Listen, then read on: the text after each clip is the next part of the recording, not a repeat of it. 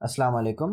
पिछले लेक्चर में हमने तिजारती और सार्फी सूद को समझा था, ठीक है। इस लेक्चर में हम मज़ीद इकसाम को देखते हैं। एक है सूद मुफर्रद, जिसको हम सिंपल इंटरेस्ट भी कहते हैं, और एक है सूद मुरक्कब, इसको हम कंपाउंड इंटरेस्ट भी कहते हैं। अब इसमें दोनों में फ़र्क क्या होता है वो देख लेते हैं। सिंपल इंटरेस्ट बेसिकली आपका क्या होता है? Simple interest is the interest paid on the original principal only, ठीक है।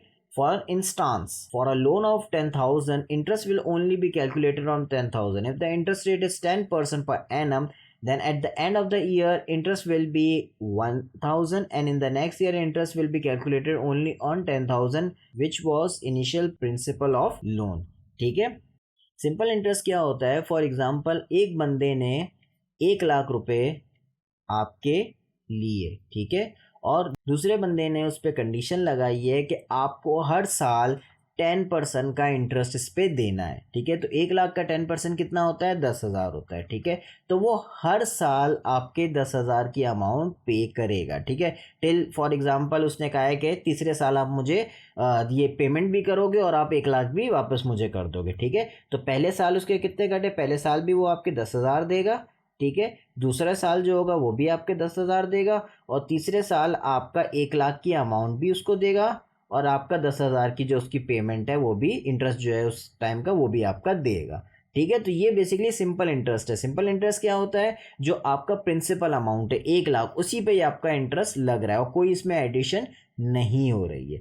कंपाउंड इंटरेस्ट क्या होता है? Compound interest arises when interest is added to the principal so that from that moment on the interest that has been added also earns interest. ये basically interest पे interest होता है, ठीक है।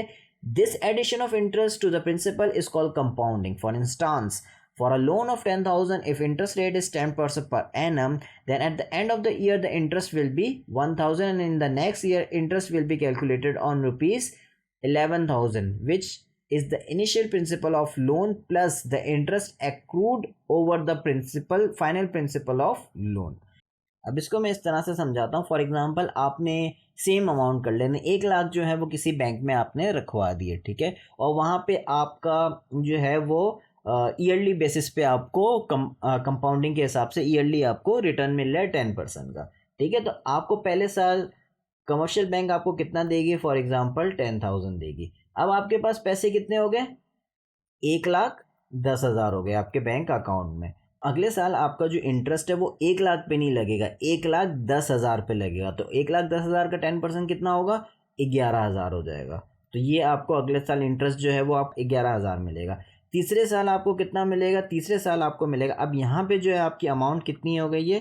1,21,000 हो गई फॉर एग्जाम्पल, ठीक है। तो अब आपका 10% यहाँ पे क्या हो जाएगा? अगले साल आपका 10% हो जाएगा 12,100, ठीक है। तो ये बेसिकली आपका कंपाउंडिंग का प्रोसेस होता है कि आपका इंटरेस्ट इंक्लूड हो जाता है आपके प्रिंसिपल में, और अगले साल आपका जो है उस पर इंटरेस्ट लगता है।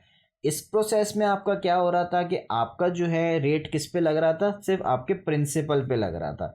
इस केस में आपका क्या हो रहा है कि आपका इंटरेस्ट रेट जो है वो आपके प्रिंसिपल में ऐड हो रहा है हर साल, और फिर उस पर रेट लग रहा है। तो इसको हम कंपाउंडिंग कहते हैं, इंटरेस्ट पे इंटरेस्ट लगना कहते हैं, ठीक है।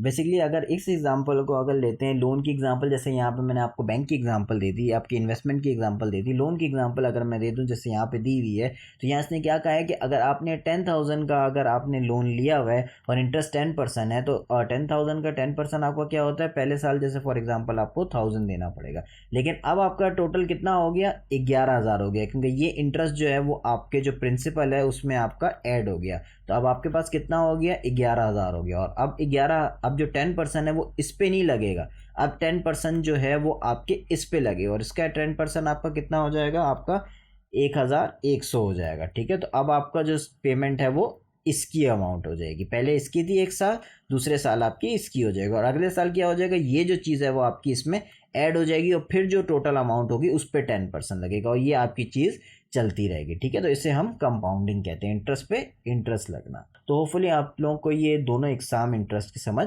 आ गई होगी। अगले लेक्चर में हम एक और टर्म को कवर करेंगे।